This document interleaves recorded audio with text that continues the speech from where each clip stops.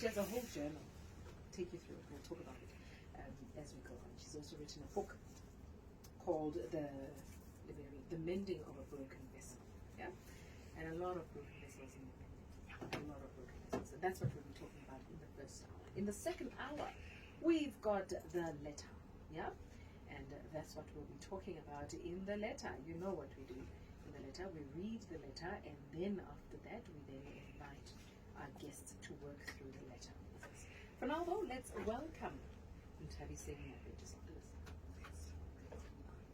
And all with Mapaseka Mokwele on Radio 2000.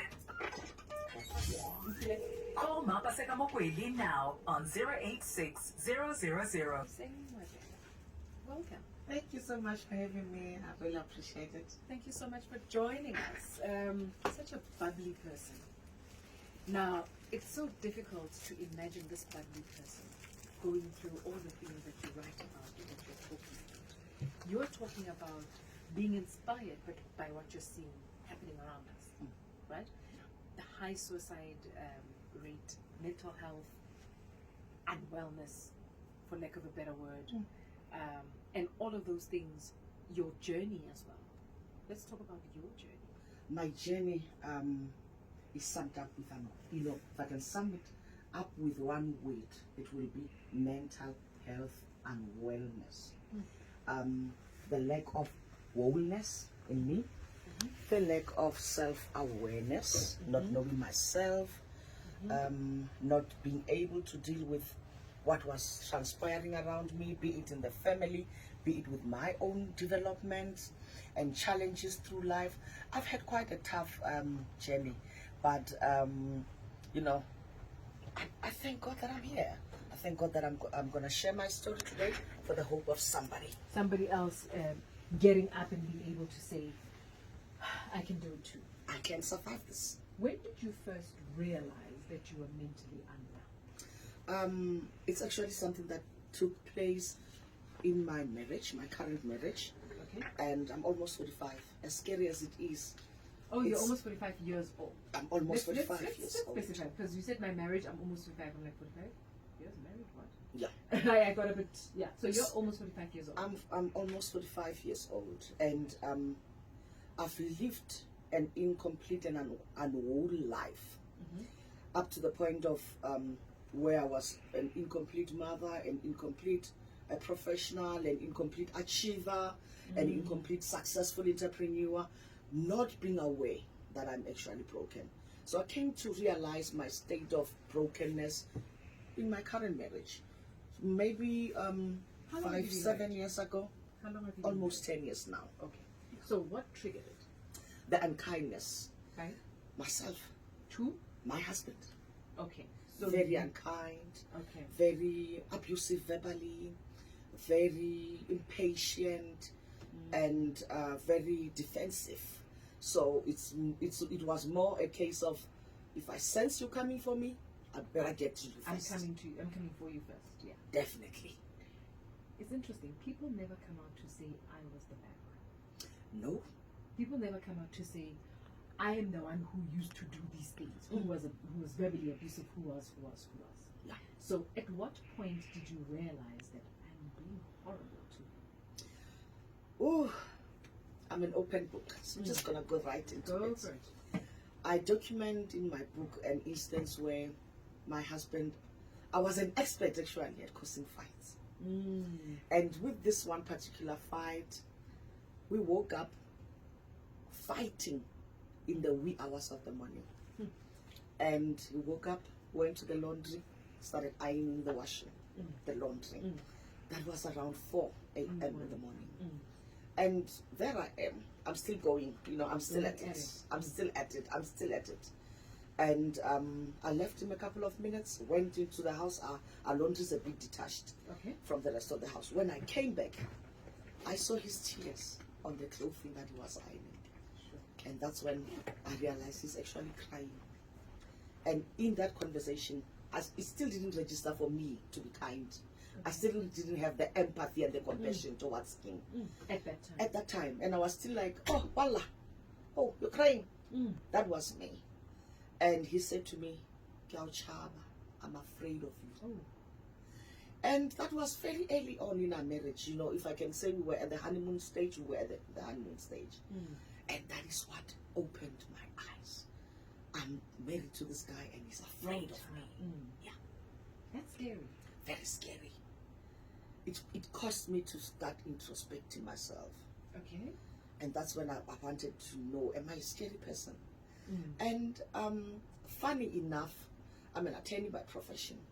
And, you know, a lot of people, even in my office, when I move, they move away.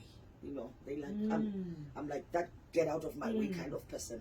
And I thought people respect You me. thought it was respect. Oh, yeah. Yes. And it took that for me to start observing what was happening around me. And I realized people actually fear me. No one respects me.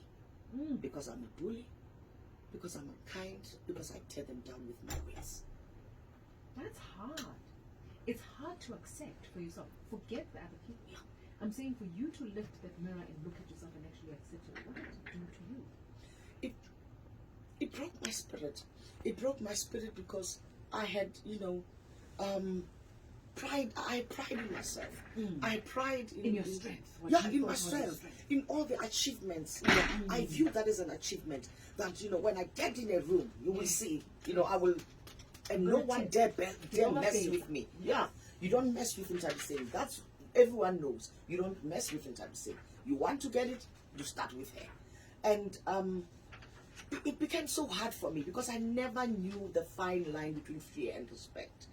And in that moment, I realized I'm not a pleasant person. No one actually wants to be around me. It's only people who have no choice. They have to be with you. Yeah. When we come back after a quick break, I want us to talk about the respect and the love that you thought you wanted and where then you felt you were when you realized that it was actually fear. When we come back. Space on life, love, and all with Mapaseka Mokwele on Radio 2000. And close. Call Mapaseka Mokwele now on 086 000 2479. Send your To We Buy Cars. We buy cars the best way to sell your car.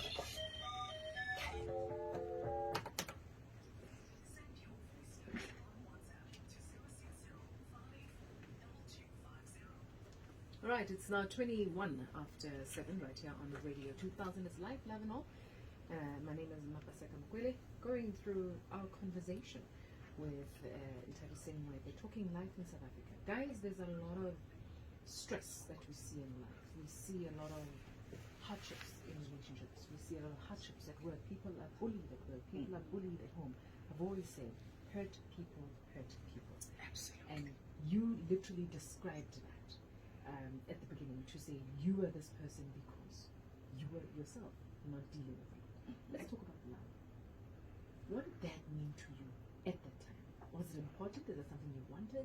I mean, for your husband, for example, did you ever look at him and think like love, and even then continue to treat him that way? You know, I was on a quest for love. The hurt that took place within me set me on a quest for acceptance, for a quest for a place, you know, a place I can call home, more like not the four walls, but a sense of belonging. And in all that I have been through, you know, subjecting others to, and allowing others to subject me to, was all on a journey of love. I allowed a lot of abuse to me, which wounded me further. I oh my, you know, promiscuity, unmeaningful sex, alcoholism, all because I wanted a place called, this is where I'm loved, this is where I belong. And when that didn't happen, of course, I turned to the substance abuse, I turned to the promiscuity to make up also for that feeling. It felt like love. At Oh that yeah, moment. even if it was for 5 seconds, Mapaseka, it was good enough. Yes. Yeah. Yes. And you felt that you were loved at that time. Yes. And then the suicidal thoughts came. When was that? Oh, my first suicide attempt was at the age of 18. Okay. And that was with the breakdown of my first, I would say, meaningful relationship. Okay. It was, you know, that love that you have as a teenager. And I had a relationship, it produced a baby. And I thought, this is the man I'm going to spend the rest of my life with. And obviously, he didn't share the same thoughts, moved on with his life, and I just could not take that. Attempted to end my life. Sure. Again, at the age of 24, I had found someone who, in my quest for love, I thought, this man will love me. You know, I belong with him. I felt in every sense of the word that this is the person who understands me. Right. When that marriage collapsed, I had been alone in that marriage for about a year. But still, When you say you had been alone, you were literally no steady liwa. yeah, No cholo liwa in the marriage. yes, ne ke na le motsekele one. Yes. Le motho a dulang ko ntle ko, Yeah. a tla nna ko eo. How about you? Yes. And even though he was not there, I cried for that marriage because for the longest time it had been a place of belonging for me. Yeah. And the collapse of that marriage set me on my second attempt at ending my life. My third attempt, not relational at all, economical. I lost my job. I couldn't deal the That's at success. 24. 27. Oh, that's the third one. That's the third one. Right. So I'm, successful by then. I'm a partner in a law firm. Got all the money, got all the cars, got the suburb. The kids are in the perfect school. When the job ended, I just could not perceive who Nthabiseng is Without it. without it. Why did the job end? I was fired. We're just 4 partners in a law firm, and they said, we don't want to work with you anymore. Why? Just like did that. they do that? They Were you didn't say. difficult? When you look back, do you think you were difficult? Do you think it was hard for them to work with you? Not at all. Not yet. Not at all. There was a lot going on that I had seen and was vocal about, Okay. but I suppose I had been too vocal. Okay. You Yeah. knew too much. I knew too much. Okay. I get that. Now moving on from that suicide attempt, and all 3 of them, what happens? How do you get help? The first, no help. The first suicide attempt took substances, concoctions that I mixed. The second suicide attempt, And you were fine. How did you wake up? What happened with the no, I just had a very, very horrible stomach ache and a lot of throwing up. I didn't even end in the hospital. Ash. Okay. Yeah. The second one, I wanted to throw myself in front of a moving vehicle in the estate that I stayed. I had called my cousin who had called my mother. My mother called the security guards and they grabbed the baby off my back. I had my son on my back. So they grabbed the baby, dragged me out of the road. That's how I was saved. The third attempt, I took a multiple of scheduled pills. Ended up in hospital, but I'm here now. We thank God. Yeah. We are thankful for that.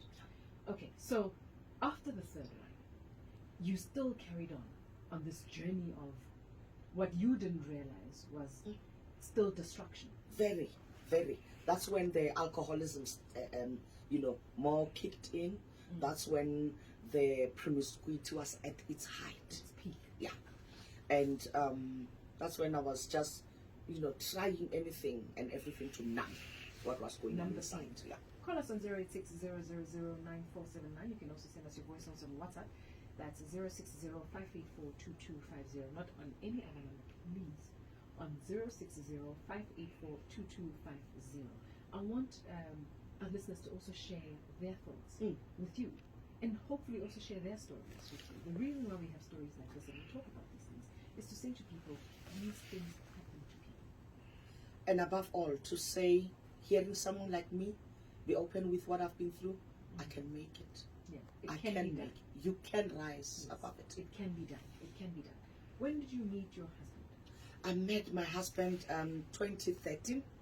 Okay. 2012, I think we got married 2013, Okay. and he didn't waste any time. In a matter of 6 months, we were married. We could have gotten married earlier. Yeah. Oh, but there was a lot of opposition, but eventually, From where? parents, society, the church, a lot of. I had been around Mapaseka, like a Zuch. Also, Of course.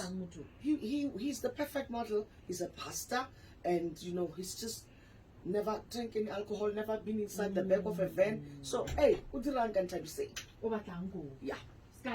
This one is gonna take your reputation down. Okay, and then He just didn't, listen to anyone. And he just, stood his ground, firmly so. And I don't know what happened to me. I think in that time, I'm just gonna say God shut my eyes. Because naki clever is uchi. So all of the things that, but clever for some reason I didn't have that in the past, in the 6 months that we were together. Oh. So what people knew of you, you were not displaying it in that 6 months. I think I was settled. I was settled. We met, we lived together like instantly. You met your heart partner. I met my soul, my soul, if I can put it that way. Yeah. This is why I call them heart partners. Yeah, absolutely. Somebody who talks to your heart without you saying anything, without them saying anything. Yes, my spirit just clicked with his. That's it. Soulmate. Yes. Okay, so you meet him, and these fights then start after how long? I think that after we had gotten married, about 8 months. He's always a gentle spirit, and I'm always loud. I'm always, in your face, confrontational, and I did a lot of things. I think from the beginning, but I did them subtly. Okay. I would realize this is a little bit too much. And I'm you would gonna pull skip, back. and I would pull back. Right. But once we were in it, that's when I was always. Yeah, the marketing was over. Yeah, I was like, yeah. And then a little dispute, kinyaga divorce. And then I never knew how to resolve conflict. I never knew that we can have a difference of opinion without fighting. So when did it change? It must have changed, I think, 7 years back or 5 years back. After you saw him crying. After right? I saw him crying. And then what? So when you saw him crying, you then started introspecting. You said, I looking at realized yourself. I'm a very horrible person. Honestly, I'm a very horrible person. And then I realized, why this unkindness? Why this lack of compassion? Someone would be sick and I would, it wouldn't move me. You wouldn't care. And no, I wouldn't really, honestly, I wouldn't. I still had expectations, even as an employer. I would be like, yeah, but Ralwala, all of us, yes, and I took come to work, so I don't get what's with you, the lack of empathy. And it caused me to look within myself. And with that journey came the harsh realization of who I was.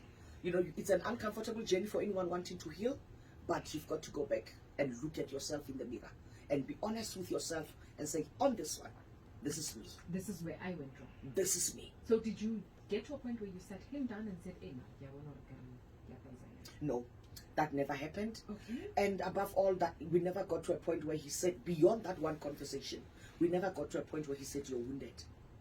He never ever. We never got to a point where he said, you need to change. You need to, yes. Yeah. Within me, a dialogue started happening. And I just started observing myself more. I just started, being more cautious with people. And it was more for me, within me, by me. For you, I like the for you. Yeah. There's a lot of work Yeah. that we look to people to do for us. But the healing starts with you. But remember, when you start doing self-work, you literally have to do the work yourself. Yeah. So when you then start, it's also not nice to start doing the work. The results are amazing. Yeah. But when you start doing the work, it's never an easy task. There's a lot of denial. Yes. There's a lot of justification. There's a lot of crying. The discomfort. Sometimes I would second guess what I was seeing about myself. And I would go, yesterday I knew I was a horrible person, but I'm not so horrible, am I? I keep it, man, but Yeah. soft and Yeah. yeah, I'm not that bad. And actually, Nake sharp. no problem. Yes, nake sharp. Naka bereka and naka bapatela balela. Okay, so when you started changing, you didn't inform anyone. It's not like you woke up and said, okay guys, now I'm going to be a better person today. It was all within you and about you. It was all within me. And the most important aspect of it was being more observant of my surroundings. For the first time I could see the people that I was speaking to. I think that I did see them, but I never cared what I was doing. So you were seeing them for who they are. I was seeing them for who they were. And I would see when I caused someone pain. And I would see when I was being reckless with my words towards somebody. When you started seeing that, how did you turn it around? being very cautious. When I speak, I thought more about what I was going to say than just blipping it out. And many of us, I'm sorry to say this, South Africa, we had people and we say, Tina, we are straight talkers. Oh, you don't know how many times I've said, the straight talker nonsense upsets me. No. Because people, that's an excuse. It is an excuse to wound people. It is an excuse to walk all over people as if we don't care, as if they don't have emotions. And I stopped. I started evaluating myself and knowing, you know, with a little bit of wisdom, there are some things I don't need to say. There are some things that I can be more tactful in how I said them. I would have the same effect as I would when I was reckless. Right. But they would be better received because I'm more cautious. And what did people around you say? Oh, people said Nthabiseng is fake now. People said Nthabiseng is fake, and then people said Nthabiseng changed because she met a pastor, and then some people said Nthabiseng is lying low. And there were days when I want to be honest, I believed I was lying low. You believed? Yes, because you know all the negativity, I never shut it out, so it came into my ear, and I was like, yeah, but I know myself. I know something is happening with me, and indeed something was happening for the good. For the good. For the good, yeah. For the, your husband, what was his reaction? A couple of years, fast forward to a couple of years, and I'm talking about 1 or 2 years back. Right. With the release of the book, my husband said to me, not once did I ever doubt that God can change you. He said, all of the things that you were doing to me, all I did was pray for you. And I asked God to work within you. And I'm glad I'm seeing the work of God within you. That's amazing. How did you feel when he said that? That's the first time that I thought, I'm validated in all that I have been doing, that people were saying I'm being fake, you know, I'm running away from who I was, and I'm trying to fit into the church culture. For the first time, I felt I am validated. I am on the right track. And you know what? It feels good to be a good person. You know, did you have the support structure, do you think? Never. To do this? Never. Never. Because even going back to my suicide attempts, Tina, we don't talk about things, you know. Funny enough, with my second suicide, my mom knew, my dad didn't know. With my third attempt, my dad knew, my mom didn't know. So there was no structure of anyone ever, you know, recognizing that Nthabiseng is not functioning properly or helping her. And that culture, unfortunately, still persists even today. In many homes and many spaces. Yes, definitely. And with me, in my psyche, no one ever took the effort to help me. You know, I sought clinical intervention when my marriage was falling apart. My second marriage was falling apart. And that was as close as I got to getting the help that I needed. Sure. Getting help is a tough thing. Yeah, trusting someone with information. But also waking up and understanding what you actually needed. Yes. Many people who need help are not, you know, the most willing to accept it. They are not willing to be honest about it. And like I say, they find a way of justifying it, or I will be able to do this. I'll be able to, you know, they coach themselves out of getting the help that they need. Out of it. Now walking that journey, you couldn't have walked it by yourself. How did you know where to go and that help? With the loss of my job after my third suicide attempt, there came a point when I had no one to turn to. I had no friends. You know, all the people who had been surrounding me at the peak of my success were no longer around. And I was a loner most of the time. And I remember, you know, seeking help from my neighbor. It was more financial than anything. And he said to me, when are you going to pay me back? And I didn't have the money. I didn't know when. And a voice inside of me said, it's never going to be okay. And I felt, you know, in my spirit, I knew I wasn't going to get any help. And this is the same neighbor I had witnessed every morning drive out of his car, out of his yard with his wife every Sunday. And one particular Sunday, I became curious where they were going. That's when I came to know church. That's when I came to know God. They never invited me. I just asked them, where did you go to church? And they told me. And I think some 9 months down the line, I just walked into the church and I never turned back. And what did they say? You know, they monitored me for the first 3-4 weeks, amazed, shocked, you know, calling me like a new you take care of a new convert. be sure not to sleep. And it annoyed me because I'm not so great with patience. And they let me be. It was in that letting me be that they allowed me to find myself. Fine. That's the important thing about understanding people. Allow them to be who they are. Yeah. And then let them actually come out and show you. Yeah. If they want it, they'll show you. If they don't want it, they'll show you that too. Mm-hmm. So that's an important thing that you mentioned. Let's take a quick break. When we come back, I wanted to have a chat with Thabo. Thabo says, he sees similarities with his wife. And he really would want to hear from you. How does he help his wife? Yeah? When we come back. Online.